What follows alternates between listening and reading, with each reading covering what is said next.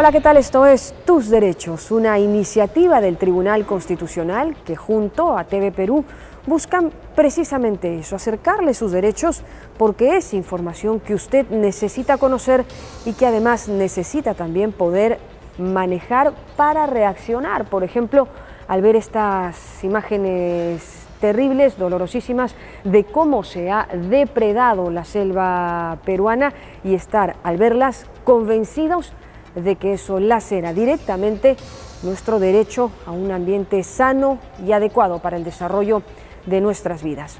Hoy en Tus Derechos conversamos sobre el derecho al ambiente sano. Soy Rocío Aliaga, bienvenidos.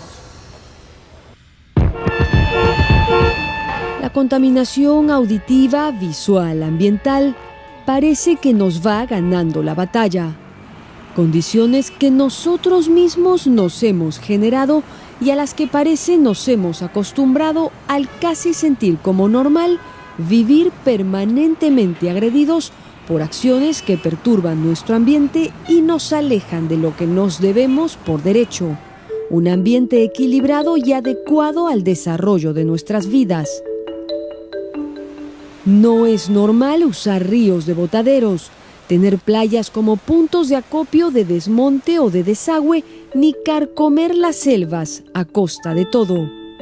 Nada de eso tiene sentido ni soporta ningún argumento, pero pese a todo, se insiste como si no tuviese ningún efecto que podamos percibir como contrario, como si una vez metidos en la marea insoportable del tráfico, nada de eso pudiera alcanzarnos en nuestro camino a casa, como si estuviese muy lejos, tanto que nadie pudiera verlo. Pero lo cierto es que sí se ve. Esta inconsciencia se divisa, de hecho, desde el espacio. Madre de Dios, bien podrían ser solo las palabras que nos broten al ver estas imágenes. Imágenes que dan cuenta de lo que ya no se puede soslayar.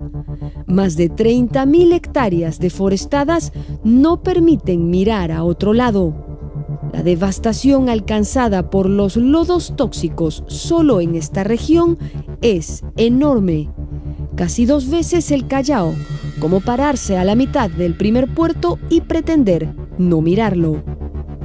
La minería ilegal está ya al frente de todos, esa que arrasa sin consideraciones y que arrastra consigo un mundo de ilegalidad que puede acabar allí donde pensabas nunca llegaría, al lado de tu ventana, impidiendo tu camino a casa.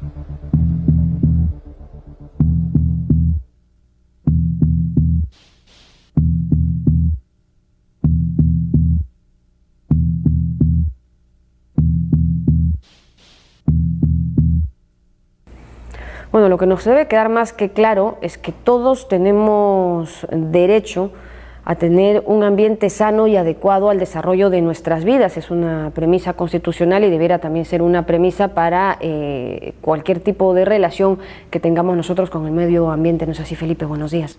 Rocío, ¿cómo te va? Muy buenos días. Sí, es totalmente cierto lo que indicas, es un derecho fundamental el que todos tenemos y que ha recobrado mucha vigencia a partir de las últimas manifestaciones que en Lima pudimos apreciar de los mineros llamados ilegales, ¿no? Informales.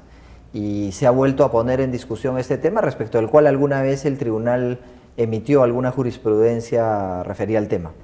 Es que los sentíamos un poco como lejanos, ¿no? Como que estaban allí en la selva, nadie los podía ver desde acá, pero no, ya están acá.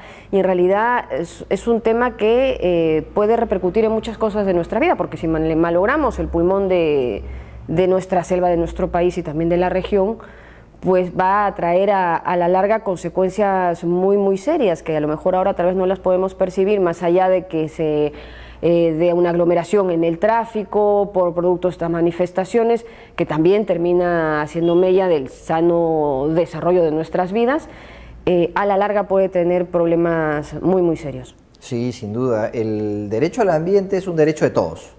Y en esa perspectiva lo que hemos apreciado es que ha habido un conflicto de derechos. Por un lado, los derechos que exigen los mineros informales o ilegales, que aspiran a que su derecho al trabajo se mantenga incólume, pero por otro lado el de la comunidad que ve preocupada como, por ejemplo, Madre de Dios y lo hemos podido apreciar a través de diversas fotografías satelitales, está cediendo en cuanto al ecosistema numerosas hectáreas. Es un terreno casi que devastado, ¿no? Entonces, en ese conflicto de derechos, el Estado tiene que pronunciarse. Claro. Y tenemos que buscar un equilibrio entre ambos derechos y probablemente una prevalencia de uno sobre el otro.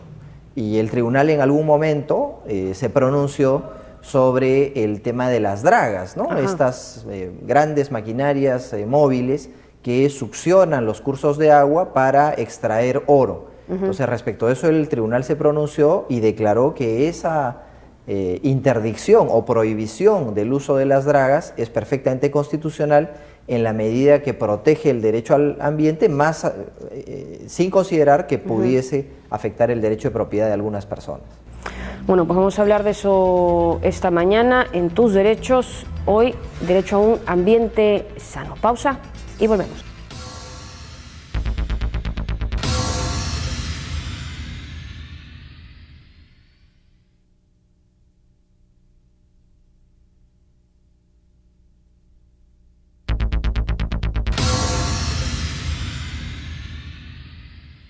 Estamos ya de regreso en Tus Derechos esta mañana conversando acerca del derecho a un ambiente sano.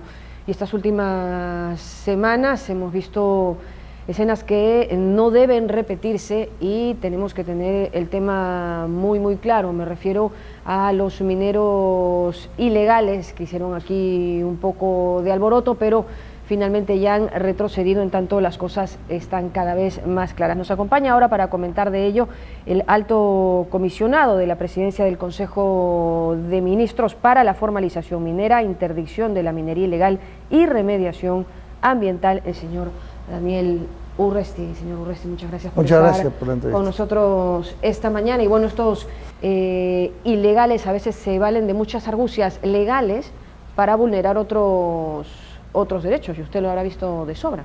Sí, acá el tema principal es entender que este problema viene de hace casi 50 años y se multiplica hace 25 años.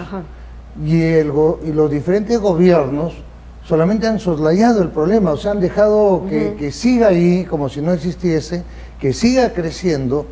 Y pasados 25 años tenemos un problema mayúsculo, porque ha crecido la informalidad, pero también ha crecido la ilegalidad.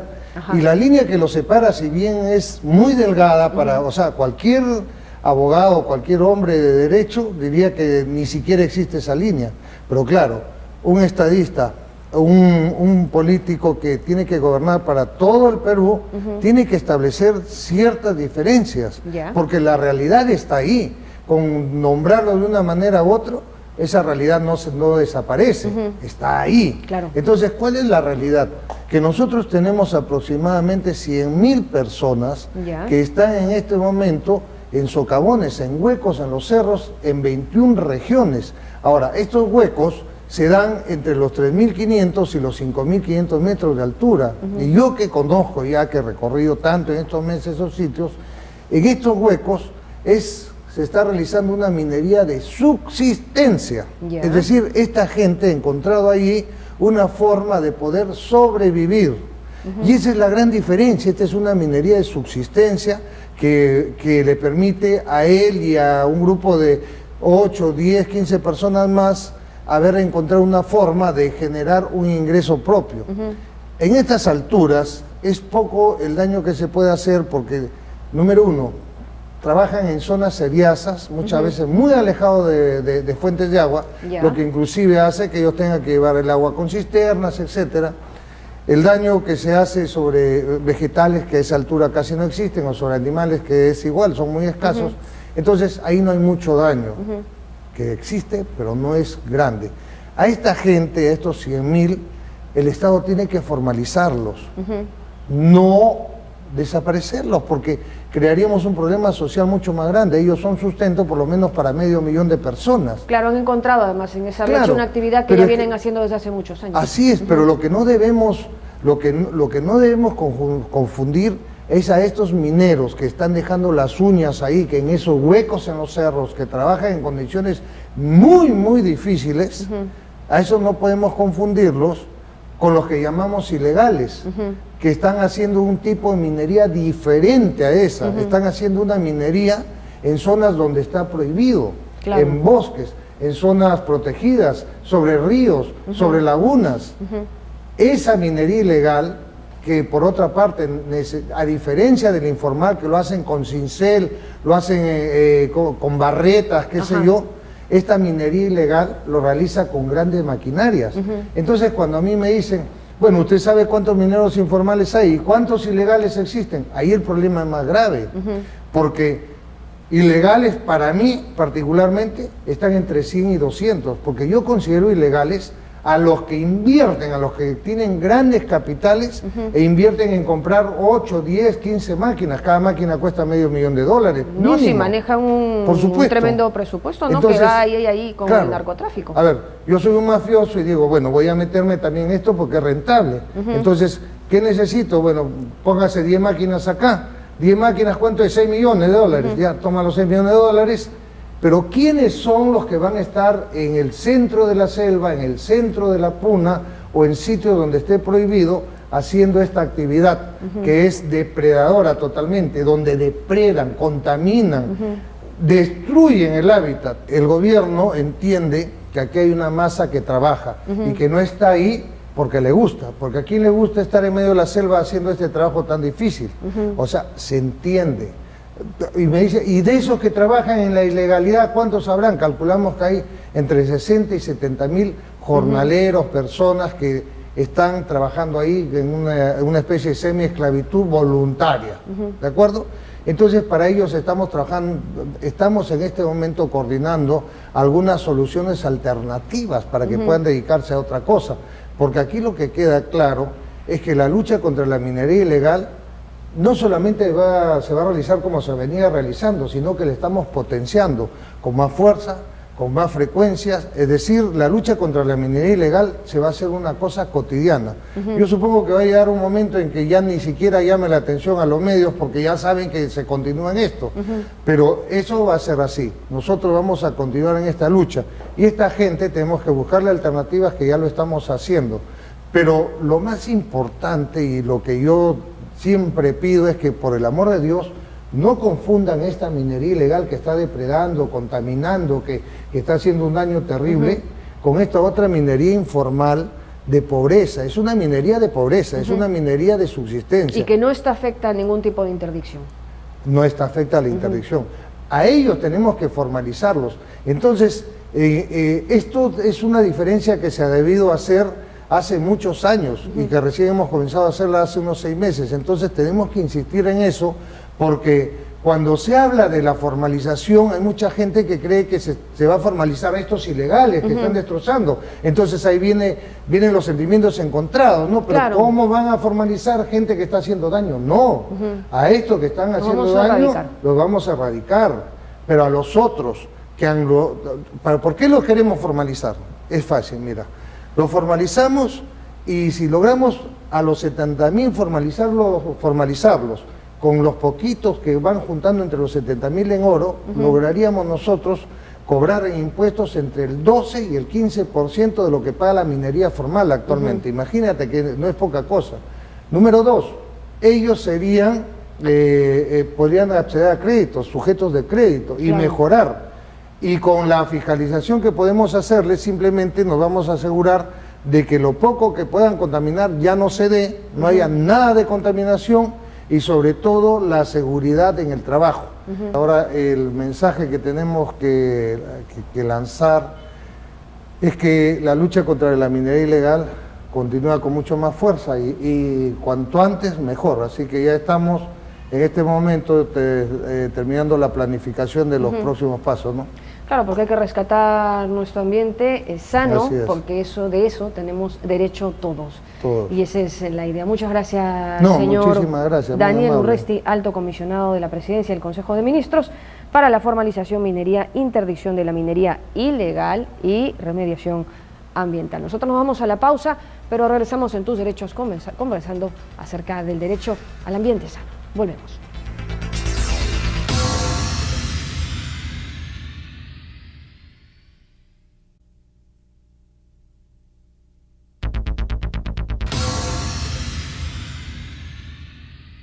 Continuamos con tus derechos y estamos abocados a desarrollar en este programa el derecho a un medio ambiente sano, un medio ambiente ecológico y adecuadamente equilibrado al desarrollo de la vida.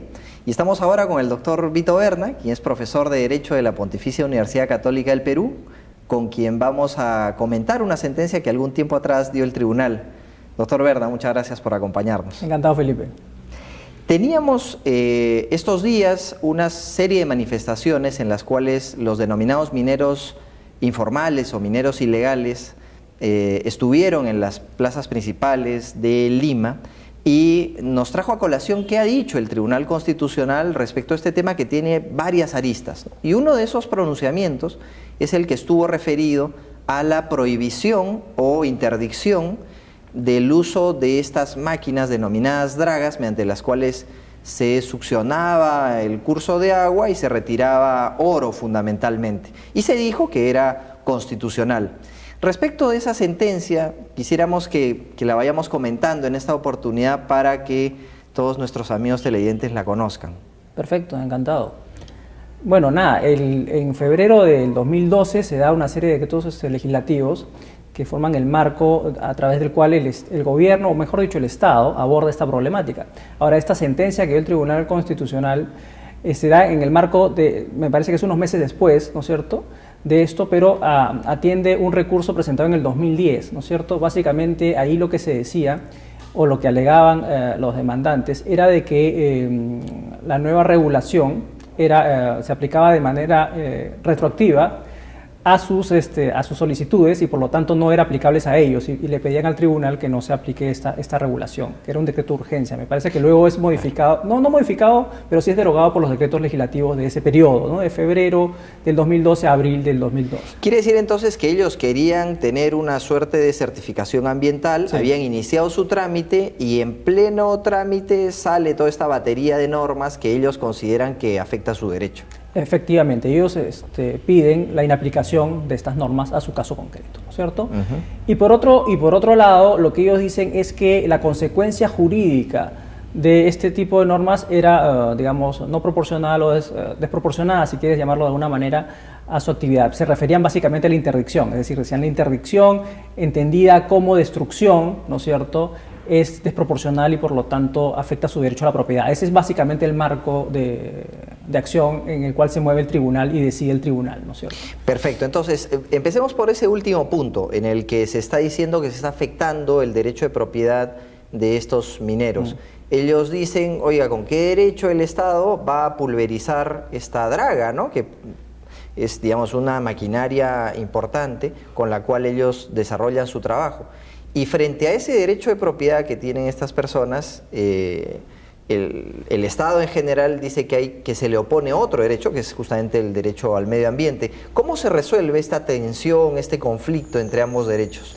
Bien, mire, el derecho al medio ambiente en realidad es un derecho, si lo quieres llamar así, de sustrato. ¿Qué quiero decir con un derecho de sustrato? Que no hay actividad humana, ¿no es cierto?, que se realice fuera del ambiente. Por lo tanto, los derechos fundamentales tienen como sustrato el derecho al medio ambiente. Se habla también de interconexión de derechos. ¿Cómo podemos hablar de un derecho a la salud o a la vida con un ambiente degradado? ¿O cómo podemos hablar de otros derechos como a la paz, a la integridad personal, ¿no es cierto? Todos estos derechos involucran o requieren de un ambiente adecuado al desarrollo de la vida. Por lo tanto, el derecho al medio ambiente, si bien uno lo expresa con una frase, derecho al medio ambiente en realidad implica, o su vulneración implica la afectación a muchos otros derechos, incluye el derecho de propiedad, por cierto. Y entonces, eso como primera cuestión, ¿no es cierto? Entonces, ese derecho, si ustedes quieren, sustrato o este derecho que es de interconexión de otros muchos derechos fundamentales, colisiona con el derecho a la propiedad, ¿no es cierto?, en algunos casos, cuando la propiedad es ejercida, digamos, contrariamente al interés social. Uh-huh.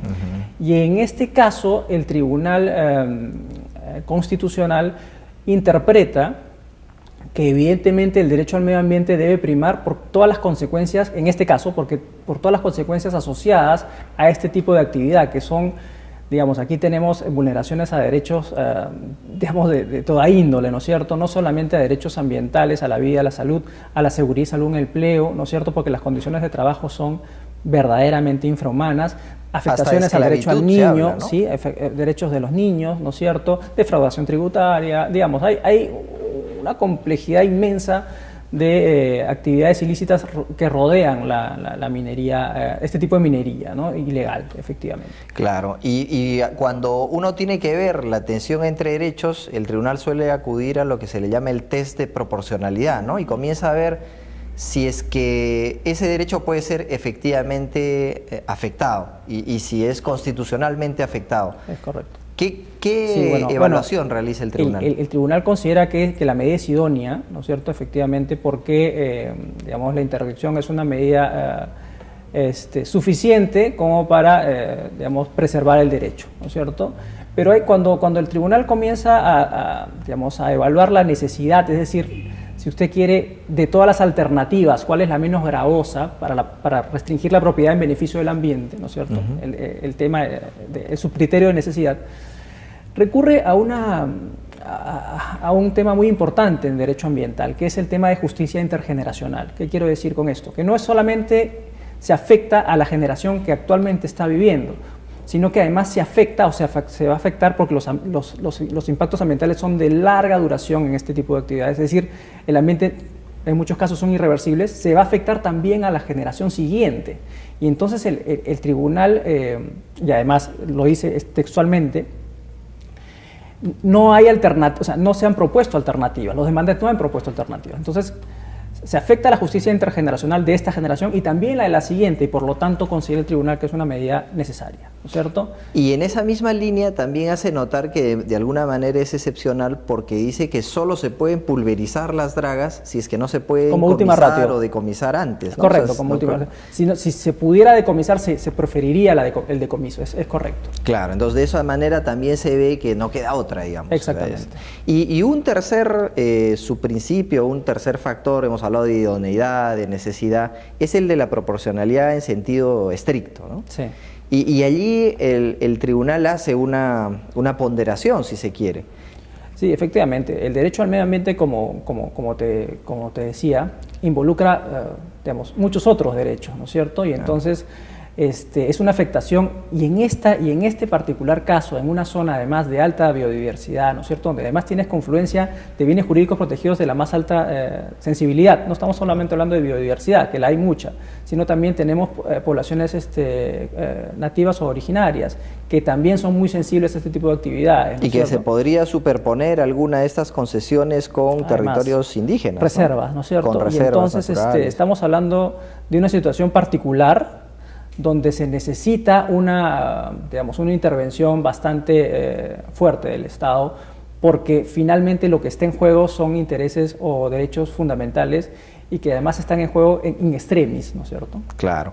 Hemos hablado entonces del derecho de propiedad, el tribunal llega entonces a la conclusión que se puede afectar porque hay un interés superior, en este caso el derecho al ambiente. Pero también al inicio de la entrevista usted hacía referencia a que se estaría afectando el principio de irretroactividad de la norma, porque estos señores dicen, oiga, yo tenía unas reglas de juego, me sometí a ellas y luego viene este paquete de normas que cambian las condiciones. Entonces, sí. Frente a eso, ¿qué decir?